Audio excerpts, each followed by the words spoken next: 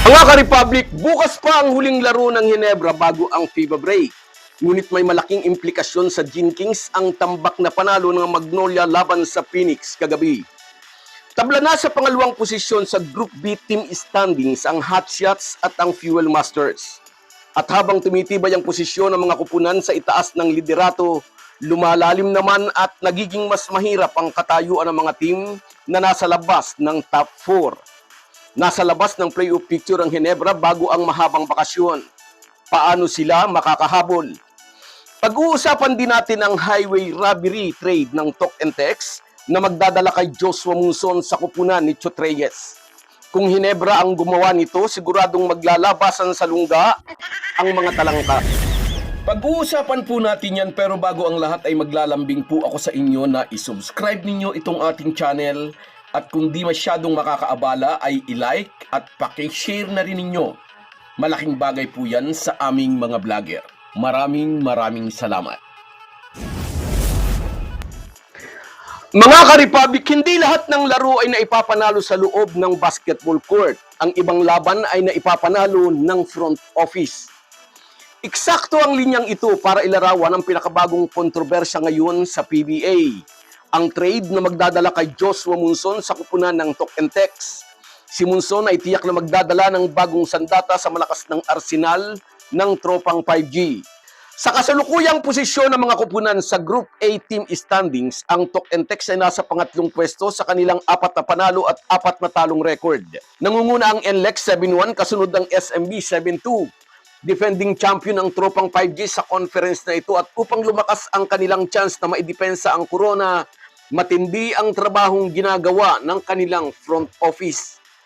Ang pinakabago rito ang napipintong pagkuha ng TNT kay Joshua Monzon mula sa kupunan ng Titan Ultra, kapalit ang 4th round pick and reserve player na si Joe Celso. Yan po ang trabaho ng front office, ang kumuha ng mga players na sakto sa pangangailangan ng kupunan na pakikilusin naman ng head coach na nagpaplano ng laban. Si Joshua Monzon ay isang dynamicong ball-dominant scorer na kayang mag-create ng sarili niyang atake. Mahusay din siyang defender at naging miyembro ng PBA defensive team. Samantalang si Joe Celso ay isang 4th round pick, 46 overall, na nasa reserve list ng TNT. May mataas na market value si Joshua Monzon dahil isa siyang elite scorer. Mababa naman ang market value ni Joe Celso dahil bench warmer nga lang ito sa hanay ng tropang 5G. Ang proposed trade package ay may pampalubag loob na future first round pick para sa Titan Ultra sa season 53. Kung matutuloy ang trade na ito, ang masasabi natin napaka-lopsided ng trade na ito na magbibigay ng napakalaking advantage para sa kupunan ni Chot Reyes. Saka ang tiyak na tiyak, kung Ginebra ang mai-involve sa ganitong lopsided trade transaction, siguradong pati mga patay na talangka ay aahon sa hukay at kukuda. Ewan lang natin kung magigising at matatauhan ng PBA Trade Committee at babarilin ang di parehas na players trade. Samantala, tumuhog ng pangatlong dikit na panalo ang Magnolia. Kagabi ay tinalo ng Hotshots ang Phoenix 115-101.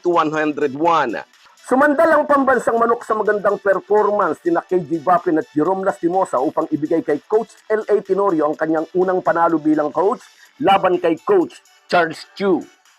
May 35 points ang Magnolia Import, samantalang naglista si Lastimosa ng career high na 30 points. 12 rito ay sa fourth quarter kung saan 10 puntos ang idinagdag ni Mark Baroka sa kanyang kabuuang 21 markers. Tabla na ngayon sa second and third positions ang Phoenix at ang Hotshots sa record na 4-3. Nasa number 4 position naman ang Blackwater. Nangunguna ang Rain or Shine, nasa number 1 sa 4-2 win-lose record. Ano ang epekto ng kasalukuyang record na ito ng ibang team sa katayuan ng Barangay Ginebra? Habang tumitibay ang kapit ng top 4 team sa team standings, lumalalim naman ang problema ng Ginebra na ngayon ay nasa labas ng playoffs picture.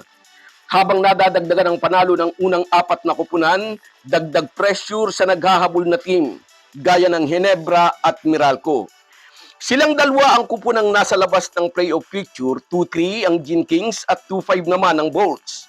Pagkatapos ng laban nila bukas, 2 laro na lang ang natitira para sa Meralco at sa Ginebra, 4 pa. Kailangang manalo ang Ginebra bukas upang makadikit ng konti sa mga kupunang nasa unahan ng standings. Mas gaganahan silang bumalik sa liga kung alam nilang buhay pa ang kanilang pag-asa. So guys, yan lang muna. Hanggang sa muli.